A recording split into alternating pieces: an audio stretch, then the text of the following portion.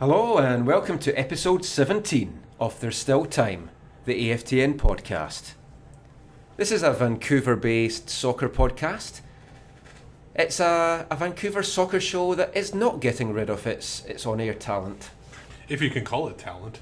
I think we're pushing the boundaries of that trademark. I have tried to get rid of you, but you keep coming back. It's hard to get rid of me. I was hoping to replace you with Jodie Vance. Ooh. I had a dream that I was doing things with her, and I think it was a podcast, but let's just maybe move on from that. You know what? I wouldn't even step in your way if you could get Jodie Vance in the lineup. Good, you'd be removed as fast as possible. Excellent. So I'm your host, Michael McCall. And I'm Steve Pander. And tonight we're going to party like it's 1974. Because we're recording this live from BC Place after watching two teams that were playing out there. One with since 1974 in their shirts, one with established 1974 in their shirts. And it was the Since boys, the Vancouver Whitecaps, that had the 2-0 victory. What do you think of the game, Steve? I thought it was kind of a tale of two halves. First half was very tight. Didn't look like anybody was going to be scoring anytime soon. Second half kind of opened up a little bit more. And it really opened up with that first goal. Once that goal was scored by Camilo, both teams were going back and forth. It turned out to be really entertaining end of the game. Now, just looking at the stats here, and in the first half, I was really surprised by this. The Whitecaps had 57.4% of the possession. It felt a much more even game than that. I felt like the Whitecaps, when the possession they had was more in the middle third. They didn't really push the ball forward as much, and when they did, it didn't really come to much. I think they only had a couple of chances in that first half, especially early. Kenny Miller's header from the Camilo free kick that just went over the bar. Yeah, that would have been a fantastic goal. And it was similar to what Jordan Harvey did in a way, the flick back, but obviously Miller meant to do that one. Actually, from my viewpoint, when it was first headed on, I actually thought it was Harvey that had headed it. Oh. And then the only other chance was a shot by Miller that was easily grabbed by Bush. But other than that, they really had nothing chance. It was Ousted that actually came up with a big save for them in the first half. That shot, I'm not quite sure how it even got through Leveron. So, I mean, Ousted must have seen it late, but got down well. Then he had that huge save in the second half from Goodson where he acrobatically tipped it away, and it looked, you could have put your money on Wondolowski getting in, goal gaping, putting it in the back of the net. It looked like an easy tap in, and I think that was a major turning point in the game. It was. Nigel Reo-Coker was at the right place, right time, was able to block that tap in from going in, and the rest of the game, that's when Reo-Coker actually took over going forward as well. Now, this week, we had an article up on AFTN where we were kind of looking at the transfer window, what was needing to maybe be tightened up. And one of the things that I mentioned in that article, one of the players that was kind of having a bit of a go at was Nigel Reo-Coker. The feeling I've had, and we've talked about this in the podcast before, is that I don't think just now he is playing in a way that merits being made a DP next year. But today, we saw a whole different Nigel Reo-Coker. He really stepped up to the plate, great defensively with that clearance, and then, basically the last half hour of the game was what won it for the Whitecaps, and it was Nigel Reo-Coker that was so central to everything in that victory. Yeah, and I think he played a lot freer than he has in the past few games. Do you think it had anything to do with Kofi playing as the defensive midfielder? He didn't have because Kofi was all over the place, attacking the ball in the air and everything like that. Really had some battles with Lenhart. Do you think that had a big factor to play in Reo-Coker being able to, roam forward and be more effective? I think it did. It seemed to take a lot of the pressure off him, and it allowed him to get forward a lot more. And he seems to play better when he is playing in those kind of positions. And the thing that I've loved about him all season is he's like a bulldozer. He is so hard to knock off the ball. It's the same with Eric Hurtado. And the thing is, both of them are actually kind of similar in that their final ball usually lets them down, or they give the ball away cheaply. But Reo-Coker tonight, that first goal, I don't know if it was 3 or 4 earthquakes that he just left in his wake there, and he just powered past them. And for once, he didn't go for the shot himself, like cut into the box and go himself. Beautiful cut along to Camilo. Camilo on the right side of Beta Sewer. Perfect finish. To me, It was maybe not the most spectacular goal that we've seen from the Whitecaps this season, but it's right up there for me for one of the best goals that we've seen. Well, you were saying that for once that he passed it in the middle. For once, actually, somebody was there making the run with him as well. Yes, there's been that as well. That hasn't happened a lot of times when he's been making anybody making runs. Nobody's really supported that run. A really underrated play on that first goal was YP Lee's play, defensive. Yeah, he dispossessed Cato. Cato basically. At first he was beaten by him off the ball, but then he worked back and actually got the ball back. And his pass to lead Reo-Coker into that run was fantastic, I thought. It was one of those goals that when you break it down, it just had it. I said this in my match report. To me, it was just perfection because you had the tackle and San Jose losing the ball at the edge of the box. Now, when he played that ball forward to Reo-Coker, there was only 2 Whitecaps up there. You had Nigel, you had Camilo, and you're thinking this is going to be a tough ask. But then Reo-Coker made the goal, and then Camilo has finished 14th of the season. Nice little celebration, ball up his jersey, and he revealed afterwards that's because his wife Jessica is 2 months pregnant. So, congratulations! Want to send huge congratulations to that. If it's a boy born in Canada, future Canadian international, hopefully, residency player. Oh, yep. Let's get him down now. Let's start a residency under 5s. Get him in there as soon as we can. Under 5 months. Under 5 months, under 5 weeks. Okay. Another underrated play on that first goal was Kenny Miller. I thought and I don't know if he did this on purpose, but he was really on to the left side of that field. Yep. And it pulled Betishore over to that side, and that's why Betishore wasn't able to catch up. Betishore was actually not even supposed to be covering Camilo. It was Bernardes. And if you watch the replay on there, Bernardes was absolutely spent, I think, coming back and could not keep up with Camilo. It was Betishore who tried to make up for his defensive partner and try to get in there, but he was too late, and it was just a matter of inches that he was able to miss on that tackle. Then after the first goal, San Jose really applied quite a lot of pressure to the Whitecaps, and I think one of the most impressive things that I've taken out of this game was how well the defence played. They played so tight, and one thing which was interesting, when I had a look at the team lineup, I kind of had a little look back at the game at the start of April down in San Jose, and there was 7 changes to the starting lineup in San Jose to the starting lineup tonight. And on top of that, Tybert, who started in San Jose, he was playing in a midfield role, whereas tonight he was playing up in the wing. Now, in amongst those 7 changes, the only steady person, the only person that remains from the back 4 and the goalkeeper was YP Lee. We've got 3 other defenders and a new goalkeeper in there. And you would think with so much change, and we saw it last season with all the changes, that the Whitecaps would have suffered. But they held so firm tonight. I just thought that was one of the best defensive displays we've seen in a long time. Well, talking about the changes, I think that this year has been more of a steady change and a change within the organization instead of bringing too many players from outside. So the only outside guy was Ousted out of those guys. All these other guys were on the team at the beginning of the season. So I think that's where they were on the team, but they weren't regular. No, they weren't regularly playing, but they knew what Rennie expects of them, and that was probably a major factor from last year when they had people coming in from flying in from overseas. Now, we talked a little bit about Ousted before, and one of the things which was talked in the locker room after the game was he was asked the question. He likes to get the ball, look up quickly, and kick it out. And the question was put to him: do you feel the players aren't used to that because Knighton and Cannon have been really slow with the distribution? And a lot of the times tonight he was kicking the ball up and they weren't ready for it. And he was like, yep, there's a little bit of that, a little bit of excitement, he just wants to get on with the game. But I love that, and that's what this team needs. When you've got the pace that we have in the wings and up front, we need a goalkeeper that's going to get the ball up quick. And you saw that with the first goal, not from Ousted, but from Lee getting the ball up quick. Teams cannot cope with our pace when we do that. Especially when you have a team like the Earthquake who like to slow down the game. That's where you really want to pick up the pace and use that to your advantage instead of slowing down the game, which would play into their hands. Now, as you might hear in the background, there's some little cross-pitch action going on at BC Place just now. Something with one of the sponsors. They're having a little bit of kickabout. So there's going to be some noise, some music. Hopefully it doesn't spoil your enjoyment too much.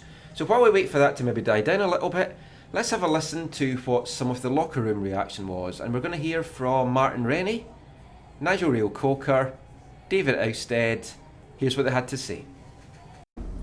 Yeah, I was really pleased with the overall performance. I think in the first half we kept the ball quite well without creating too many chances, but we were pretty comfortable defensively. And then in the second half, I think we created more opportunities, and we've got a couple of strikers who put the ball in the back of the net, and I think that's a really key thing. Both Kenny and Camilo getting goals today, and there was a lot of great individual performances from our team, and just really happy with the performance and ultimately with the win. I think as you say, that's the most goals the Whitecaps have ever scored in a season in MLS, and there's still a third of the season to go. So that shows the progress that we're making as a club, and also a clean sheet today that I think David and the defenders did well to earn.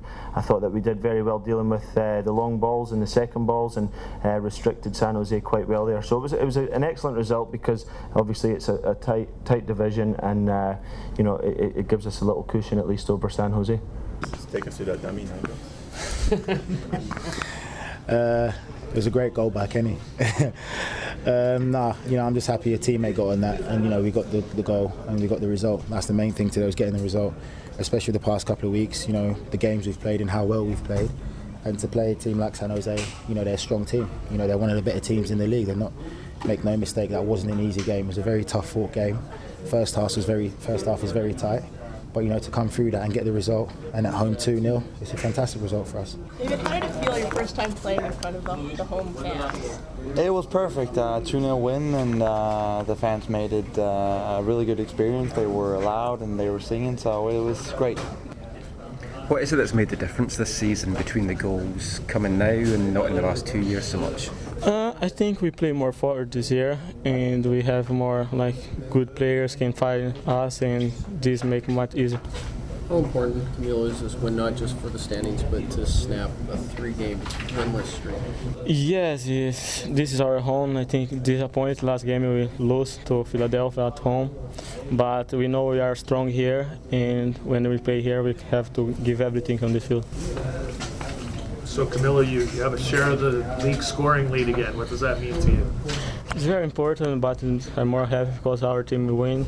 We did win for 3 games, and today we pick up 3 points. This is very important for us. So some of the sounds from the locker room after Vancouver's 2-0 victory over San Jose. Now the last person we heard from there was Camilo, who was talking about the difference in the Whitecaps in the goals that they've got from last year to this year, just a number of them.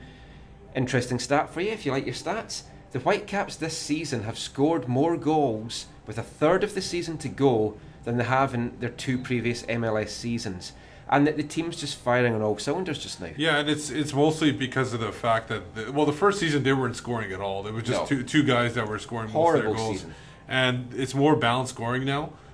They still have their main 2 scorers, Kenny Miller and Camilo, but there's other guys that are contributing as well.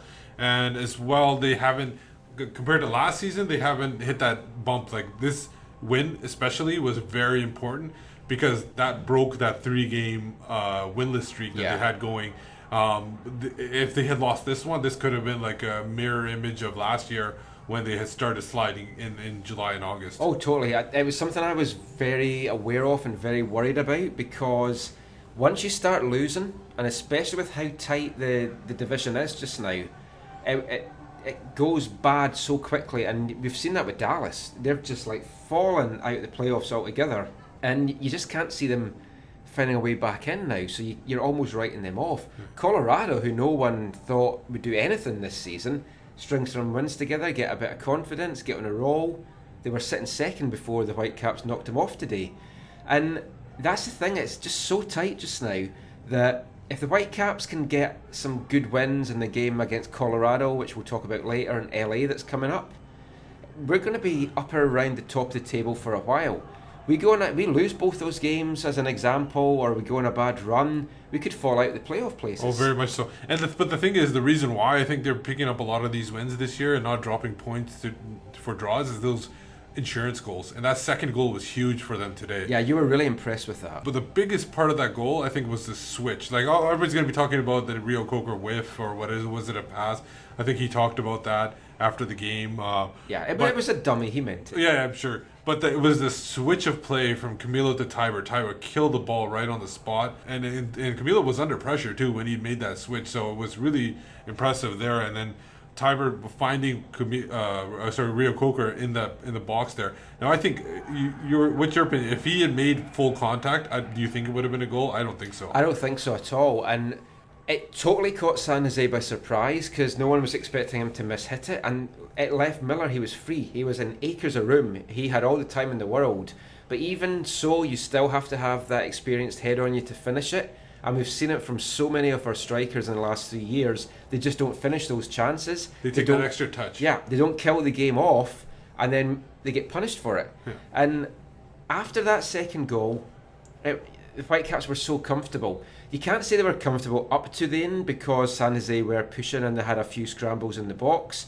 And the defence, although they were holding firm, I think they would have probably bent and broken at some point. But I think, as you said, that has been huge this season. Getting that killer second goal, just killing the game off. And then even if they let one in, which they didn't tonight, which was great, they've got that insurance goal. And that's what's really given them confidence that they can go off and kill games off. And we've had a couple of games where they were letting late goals in and we thought, oh no, it's going through all this again. But they seem to have come full circle. And another thing was, we've seen another second half performance where they've just come out like, not a different team because they played well in the first half, but they really turn up the pace. It's like there's gears, and when they come out for that second half, they just move up a couple of gears. Yeah, and it was, we can even move into the last week's game because we never really talked about that one Yeah, either. we never had a show last week, so Portland. Yeah, they came out after allowing that early goal, and they really came out and tried to get that tying goal, and that to get a goal off a header was huge after so many failed attempts. I think Prost America had actually an article up. I don't know if you saw it. They said it was 277 failed corners before they got that one, so it was huge. Wow, how do you even get those stats? That's I don't know. Just crazy. we know the last corner was Demers from last year, so you just add up all the corners from the year. Like I love my stats, even though the site's called away from the numbers. I love the numbers, and I just love when guys spend time and work out stats like that. I mean, that's fantastic. But yeah, the Portland game, I mean, it's hard to say great things about it because the overall game was a stinker. Oh, but it was a gutsy performance, and they got that point that they needed done. That's 4 points against Western Conference opponents in 2 games, which is huge. They were never really in trouble. Yeah, that was the thing. Even though they let the goal in, which I mean, Portland didn't deserve the goal, but it was more just a breakdown. It was sloppy marking. I mean, where was the central defence? Why was Lee left back there for Johnson to rise and head home? Stuff like that. I worried when they got that we didn't have a goal in us, but they showed great guts, grit, determination to fight back, and it was a great corkscrew header from Harvey. Yeah. And I know it was only a draw, but to me that was a huge draw. Yes, it was against local rivals, and maybe you shouldn't celebrate a draw like it was a victory, but that really was like a victory. Well, with so many missing players, yeah, so the depleted team. Yeah. The reserve game on Sunday had a stronger midfield out there than the game on Saturday did in MLS. And the midfield on Saturday, they were good. I mean, I've been really critical of Kobayashi, but he's played now 2 weeks in a row. Still not doing exactly what I want him to do. Still don't think he's value for money, but he's improving. Yeah. And I don't know whether he's maybe finding his feet, but the effort is there for sure from him, at least now. Effort's there. Still don't think it's what we need. I'd still like to get rid of him. No one's going to take him. He's going to be here till the end of the season at least.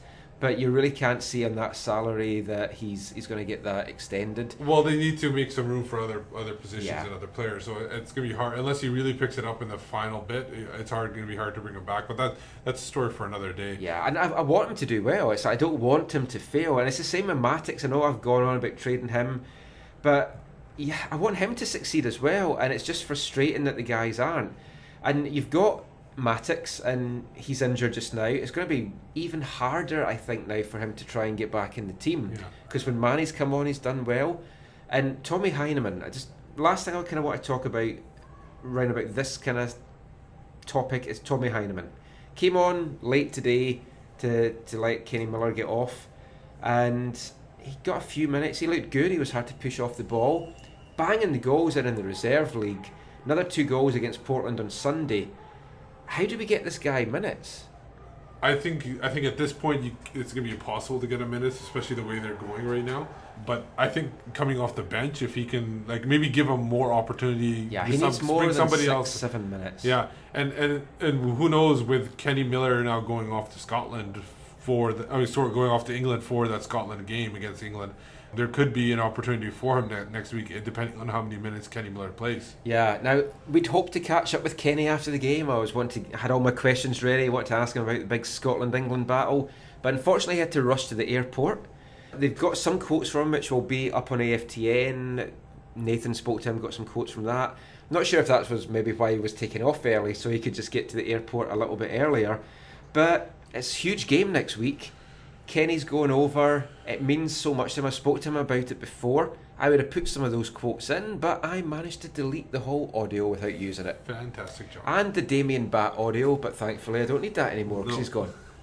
But yeah, Kenny going over to play for England. Going over to play for Scotland against England. Huge game. I just want to spend a couple of minutes talking about it because Scotland have not played England for so long. The last time they played, Scotland beat them. It was the last competitive game at Wembley, and it was a brilliant headed goal. Didn't mean anything because it was in the playoffs, and Scotland won 1-0. They lost 2-1 in aggregate. This match means so much to the Scottish players. I know people are going to say, why is Kenny Miller going over in the middle of an important season to go and play in a friendly? If it was any other team that Scotland were playing against, apart from England, I don't think he would go over. No, I totally agree with you, and I think this has probably got more meaning to the player than the All-Star game had for Camilo when he was playing. So I have no problem with it either, personally. Because I think from when I talked to him before that he's never played against England before, and this is probably the only time that he's going to get to do it. So we wish him well. The question is, are they going to have blue paint on their faces when they go? Yeah, we're going to do great. We're going to be totally Bravehearts. I mean, Highlanders did well in the PDL. Highlanders are going to do well at Wembley. I actually asked Martin Rennie about Kenny going over and about the game, and also a quick chat with our English guy in the team, Nigel Reo-Coker, to see what they thought of the game, if there's any little banter or wages going. So here's a quick couple of sound bites from those two. Kenny was back today. Is the plan still for him to go over to play for Scotland midweek? Yeah, hopefully he'll get a hat-trick in midweek and beat England. But we'll wait and see how that goes. But yeah, he played today and he's leaving now for Wembley. Have you discussed with Gordon Strachan about minutes or anything? No. Any concerns about Saturday for Kenny? Not yet, no. Happy about today right now. Scotland, England on Wednesday. Any little friendly wagers with Kenny? No wagers, no comment. So you can all look forward to watching Scotland, England, August 14th. See how Kenny Miller does. One of the things I didn't catch in audio there was afterwards I was chatting to Nigel Reo-Coker, and he actually fancies that Scotland's going to pull the upset. So we'll see if that's true. Now, the one thing we all don't know is how many minutes is Kenny Miller going to play?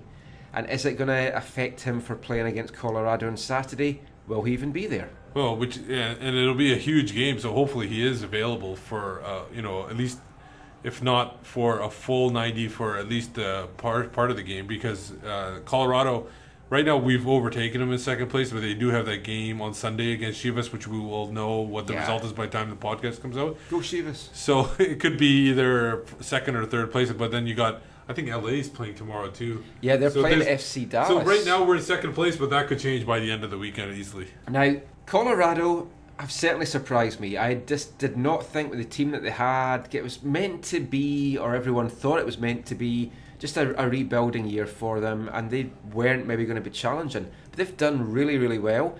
And this is the first meeting between Vancouver and Colorado. And I think these games, the 3 games we've got to come against Colorado, could be the most crucial ones of the season, because we finished the season with an away and a home against Colorado. So if we can get anything from being down there in the mountains and all the snow and what's the word I'm looking for? Altitude, that's the word I'm looking for. Yes. If we can get anything in the altitude down there, then it's going to be great. And the thing was, last year, the thing that I really think tipped Vancouver into the playoffs was the huge win we got down there at the start of July, Independence Day, came away with the 3 points before we went on the bad run, and we've already won there. There's no fear. How do you see this playing out? Well, Colorado's a really different team from last year. They really went. They're using a lot of balanced scoring this year. They usually relied on guys like Connor Casey and Omar Cummings, and those guys are gone. I really thought they would miss them. Now, the two guys that's really impressed me, one of them is Dylan Powers. He's a rookie, got drafted this year. He's been in my fantasy team actually from really early on in the season because he's so cheap and he's been earning me lots of points. I'm not sure off the top of my head how many goals he's got, but I think you've got the stats. He's got 4 goals and 5 assists. His assists have been huge, and he's a guy, he's really speedy, and they really, really need to take care of him. Yeah, he's an attacking mid. He could have been a Generation Adidas player if he came out in his underclassmen years, but he stayed a full 4 years at Notre Dame. So because he stayed a full 4 years senior, he just signed a regular contract. But he was touted as a really good player. He was coming out as a holding guy, but they're obviously using him as an attacking guy, so it's interesting there. Another one of the rookies who's actually leading them in scoring is Deshaun Brown. He's a Generation Adidas guy. I actually had him in my team at the start of the season as well, because again he was cheap and he was getting some goals, but he's done well and he seems to have really benefited from playing with the experience of Atiba Harris. Yeah, and who's also done really well this year. He's the other player that I was kind of mentioning just back there. He has impressed the hell out of me, and I did not rate him here at all. I knew he got into positions, no doubt in that. He just missed so many chances, I felt, but he's gone to Colorado, basically turning it on, 5 goals and an assist so far, and he's doing really, really well. Yeah, he definitely, and he scored timely goals for them and everything, so he's playing the role that the Whitecaps were hoping they would play before he went through all those injuries. So yeah, hopefully we see the Atiba Harris that we saw last season up here. Who Pierce says can hit the side of a barn or something. Yeah, can hit a barn door from 4 feet. Yeah. That will obviously come back to haunt us. Some Colorado podcast, I'll play that after he scores a winning goal or something. Now, the team for next week, would you make... Now, assuming Kenny's okay to go, would you make any changes? You've got to look that Andy O'Brien is maybe going to come back next week. After the game tonight, though, Martin Rennie was saying that he felt Carlisle Mitchell has done well and he deserved to stay in the lineup, and he actually thought he was one of the better defenders tonight. I think so too, again, but I think, again, the same thing as last week. The only issue I have with Carlisle, it seems like, I don't know how he gets the ball last when they're breaking out, and his passes forward are not accurate. I would rather see Leveron come out and handle the ball more, but other than that, he's been playing fantastic. He really dominated, I thought, Lenhart in the air. It was Lenhart and Kofi that really, kept him at bay. The only issue I have with O'Brien starting next week would be the fact of the altitude. Yeah. And if he's not match fit, to put him in that kind of position and it gets pretty hot in the summertime in Colorado, so heat and altitude would not be a good fit for O'Brien, probably starting in his first game after a long time.